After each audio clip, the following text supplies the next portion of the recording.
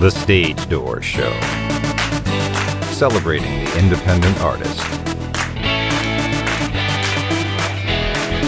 With your host, Dave Hondell.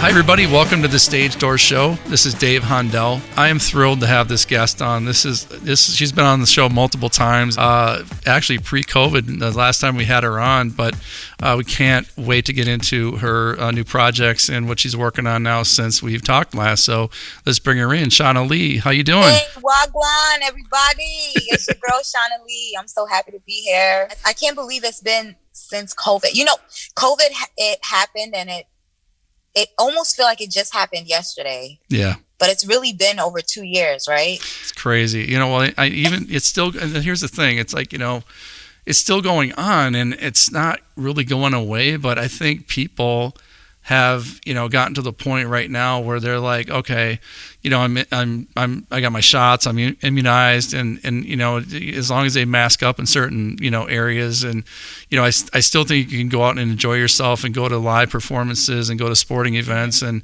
it's starting to be, you know, I think a little more normalized than it was before, and which is great as a, you know, as an entertainer like yourself, and you know, talk about that a little bit, because I know since we talked last, you went through that whole COVID, you know, period as an artist, and you know, I think the thing what you could do the most is write, and now you're actually able to perform again. And so, talk about that and how that makes you feel as an artist. Oh my God! So, it actually was rough as an artist with COVID.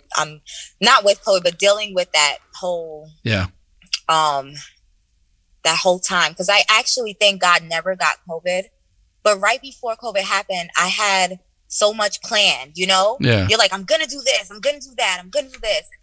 I had so much planned, and then COVID happened, and then I couldn't do everything that I had that I wanted to do. And even though I put out a project that year called American Dream. Yeah. I put it out in 2020. I didn't get to do everything I wanted to do, like promote it how I wanted to promote it, and go out and perform it, and just, you know, really share it with my fans the way I wanted to. Yeah. And that really, really like took a toll on just me, you know, because the years are passing. As an artist, you have goals and an outlook on what you want to achieve. So it threw a big monkey wrench into my plans as an artist. But, you know, I pushed through. I still made things happen. I actually performed for the first time live, because I did some virtual performances during COVID, but I actually performed for the first time live 2 weeks ago. And I was so nervous, but it felt so good to finally be in front of actual real people and be able to network and mingle and all of that. So, of course, we're doing it safely. But it definitely feels good to be back out there and to really be able to do really, really what I love and connect with people the way I like to. I'm surprised you never got COVID. No. Wow. I thought everybody got it at one. I had it twice. Maybe I'm asymptomatic, because some people, you know, they didn't experience any symptoms. Right. Every time I went to get tested, I was good, and I've never had any symptoms. So thank God for that. Good for you. Wow. That's crazy. That's good though. You talked about, you know, being live, you know, out there, and, you know, you said you had nerves a little bit, but there's nothing like being on stage and interacting with your audience, right? I mean, that's gotta be like the thrill of a lifetime. Oh my God. Absolutely nothing compares to it. Nothing. I'm speaking for myself, but I love singing. I love acting, but there's something about doing it on stage. Yeah. Like, you know, you go in the studio, you record a song, or you're filming, and someone's recording you on a film. Yeah. But there's something about performing live, that connecting that in that moment, in that live moment with your audience. Yeah. I can't describe it, but it just feels amazing. And it's one of the reasons why I do what I do. I love it. Well, no, we talked about this a little earlier, but, you know, I know you, both of us actually moved to the Miami area, South Florida. And, you know, I know next week, and we're recording this July 18th of 2022, and I know this coming week there's Rolling Loud is coming to town. Like every year, it comes to the Hard Rock Stadium, and I mean, what a great networking opportunity is. So is there anything with this week that you're going to get involved with? You know what's crazy? I'm not even going to be in town this week. Really? Oh, so I'm super excited, and I know you probably was going to mention it later, but I'm in a movie and I'm starring, and the premiere is actually this Thursday. Really? In Newark. Oh, wow. Okay. Yeah. Well, I knew about your movie, and I was going to talk about that. I didn't know when the premiere was, but that's fantastic. I mean, if you're going to miss an event like Rolling Loud, I mean, that's the thing to miss it for. But talk about that, because I know it's called I Am Relentless, and you're starring in this. But talk about that movie, and basically what the audience can expect. Oh my gosh, so I'm so honored to be a part of this film, because this film, I'm Relentless, is based on a true story. Not only is it based on a true story, it's so relatable. I feel like everyone can take something from this film. It's a true story based on a woman by the name of Stax Cordero. The movie's written by her, and she is also one of the directors. The film is shot by J.V. Simmons and A Creative Flow. And there's the cast and the crew is amazing. The movie actually takes place in the, I would say, early to late 90s, and it really gives you that feel of like, when like hip hop back in the 90s was like that new sound was being birthed, and like everybody was rocking, and there were like battle, like that's when battle rap was really popular, like really popular. And it really brings you back to that time. And it was shot in Harlem, New York. Oh yeah. And that's so iconic. Raw. It's iconic. Listen. I'm so honored to be a part of it, and I really think a lot of people will take something away from it. Yeah. I mean, that's really the birth of hip hop. I mean, think about the Harlem, the Bronx, and anywhere in New York City. I mean, there was house parties, and this is another thing we talked about earlier. But that was my wife's era. Going to house parties in the Bronx and hanging out with Run DMC and all these. And yeah, man, there's so many different groups that she was hanging out with, and I mean that was before they were big and famous, but I mean that was the culture, and that's where it started, and just to see where it's developed to this day. I mean, it really is incredible, and it just seemed like it was yesterday that culture started. But a lot of the times when you hear these interviews from these rap artists or just any type of artist from nowadays, they tell you like, I used to listen to this guy from back in that guy, and it's usually like from the 90s or late 80s, and hip hop was so strong back then. It still is. Yeah. There's something powerful about it back then. Yeah, I agree. I completely agree with you. And the film definitely captures that. Well, talk about your role. I mean, what does your role entail in that movie? So I play Stax Cordero. Okay. And I play her in her late teens into her early adult life. Oh, okay. Talk about the overarching story about her life and what was her life like? Okay, yeah. So the reason why I say it's relatable is because the character, she went through so much.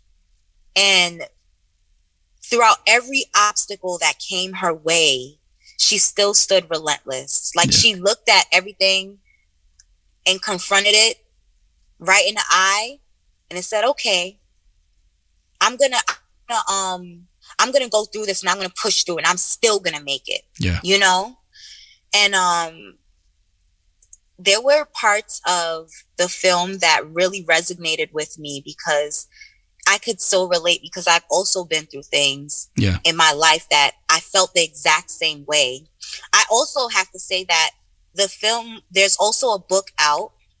So Stax Cordero wrote a book, and after she wrote the book, she had so much success that the film was actually birthed from the book. Wow. And as an actor, what I felt so grateful for was I got to read the book. The book was awesome. And it got me to really see an inside of her life. So when I got the script and I had to play the character, I already read her story in the book, so I was able to really tap into her as the character. Yeah. That was really awesome. Talk about the audition process and how you got to be involved with the project. So it's funny, I actually met Stax Cordero at a previous audition for a different film. And I ended up getting the role for that film. The audition went great. Stax was actually a part of the project. She was one of the directors on that film. Sure. But something happened and it just didn't work out. The film ended up not, it didn't work out and ended up kind of falling through. Sure. And I didn't end up working with on that particular film. Yeah. But Stax, she said that she loved my audition and she loved she saw something in me. Yeah. So she wanted to work with me. So even though the film didn't work out, she still contacted me about a year later and she said, you know what, I really want to work with you and I really could see you playing this role. And I came in, we spoke about it, and she loved what she heard, she loved what she seen, and it was from there. It's funny because we talked in some of my podcasts, we talk about relationships and how important they are in this business, and whether you're a musician, actor, or anything. And that's a perfect example of how your relationship, came back, a year later, and you didn't even realize it at the time, maybe. But it got you a starring role in her film. So for all of our listeners out there, this is a perfect example of why building relationships and being a good person on the set will pay off for you someday, right? Yes. Yeah. I mean, that's pretty amazing, and great work on that. We can't wait to see it when it's released. And you have another project that just came out, Summa Tyme, featuring Junior Rhymes. I mean, this is a project that you recently released, and tell us about that single and where we can find it. Yes, Summa Tyme is actually on all platforms. So wherever you listen to your music, whether that's Tidal, Apple Music, YouTube, iTunes, wherever you listen to your music, you can hear Summa Tyme. Summa Tyme is the first song that I feel like I wrote that was really like a feel good dance track. Girl, I walk out, man, I steer. Summer anthem, see tear. Them fit talk cheap. Feel me dear, oh you keep it so tight. You fit do yourself care. Drip, drip. I look flawless, turn up. We outside. Pull it up so we can really catch a vibe. Always living my best life. Grab a party from there till night. We don't need a plan, let's go. Hit the bank, let's go. Full the tank, let's go. Tequila in my drink feels like the summertime. We gon' ride. We gon' ride. We gon' ride. We gon' ride. We gon' ride. We gon' ride.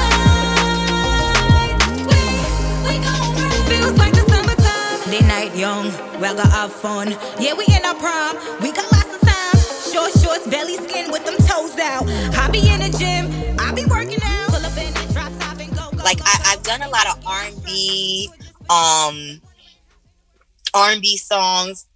I've even done a woman empowerment music, but I've never done a really feel good party track. And this is what Summa Tyme is. When you play Summa Tyme, it's gonna make you dance. Okay, it's gonna make you grab a drink, or your friend, and say, "Hey, let's party." Yeah. Okay, I'm ready to have a good time.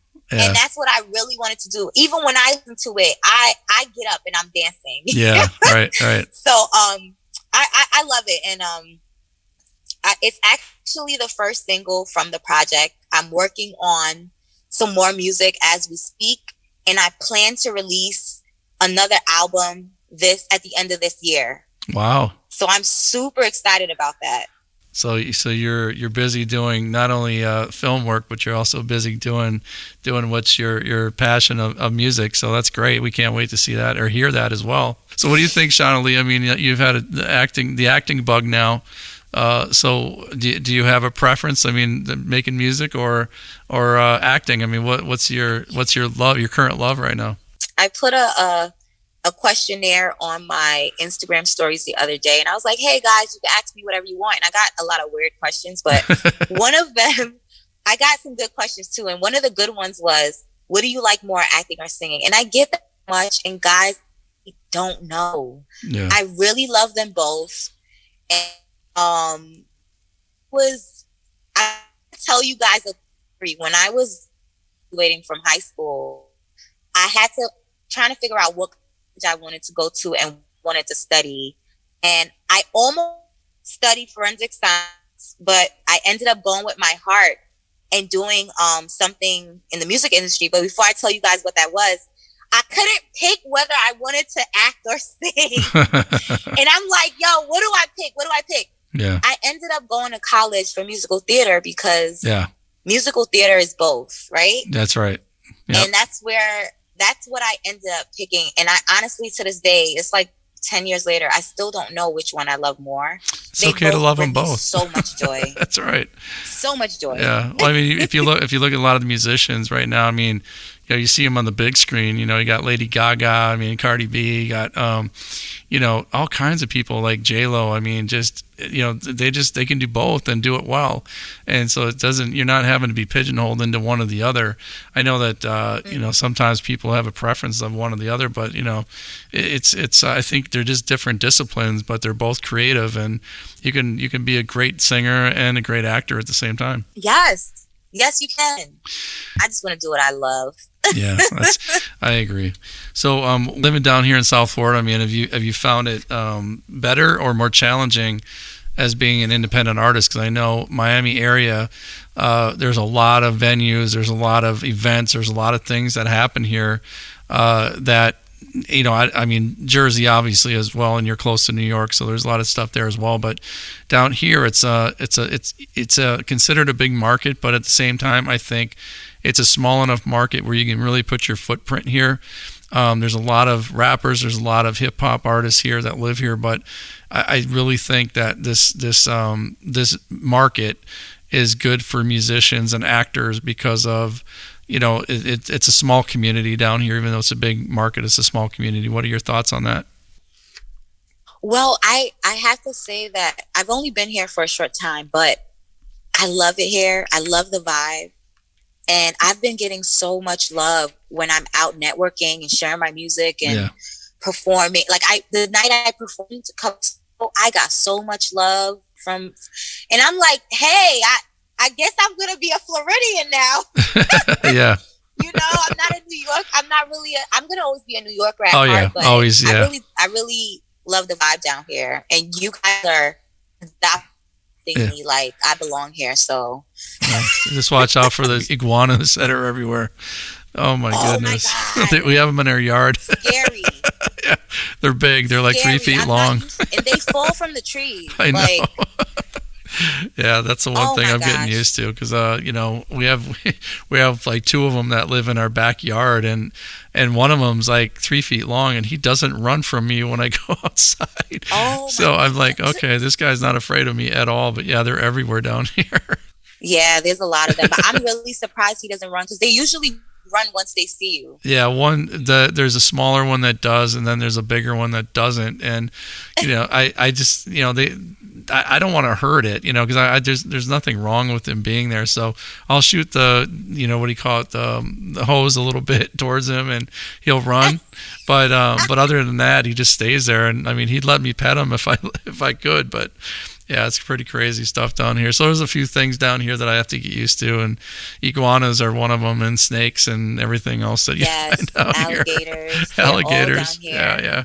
So what are some of the things, I guess, like you for your future? I mean, I know you have an album coming out, but do you have other acting aspirations for, you know, coming up here and auditioning maybe for more movies? So it's funny you say that, because I have an audition coming up. Good. And my fingers are crossed, because I really would love to you know, do more acting. Yeah. I would love to. And I have opportunity coming up and my fingers are crossed. So say a prayer for me. Yeah, absolutely. Well, good luck. Good luck. Yeah. Thank you. Shanalee also, we, as you know, I mean, our platform is helping independent artists. And, I know you've been doing this for quite a while now. And I guess for some of our newer listeners out there, what's the one piece of advice, I guess, that you have from your, your time as being an indie artist that you could share with our listeners that would help them, I guess, further their career? I would say networking is a big thing. Get out there, get in front of people. Don't be afraid to talk, meet new people, let them know what you do. And another thing too, always give it all you've got. No matter if you're doing a 5-minute performance or a 2-minute interview, or if you get a chance to be featured on a song and you only have a verse, but this is a great opportunity. It doesn't matter if you have a small little part. Always give it all you got, because you never know who's listening. You never know who's checking you out. It just takes that one time for someone to see something in you. So, yeah, that's what I would say. That's great advice. I mean, that's something that, I agree with 100%. The hard work and, networking and, I guess social media as well, connecting with your fans. And that's something I think that a lot of artists were able to do during quarantine, and COVID. So, I can't wait to see what's coming up your way. And I mean, we want to hear back from you on the, on your big premiere.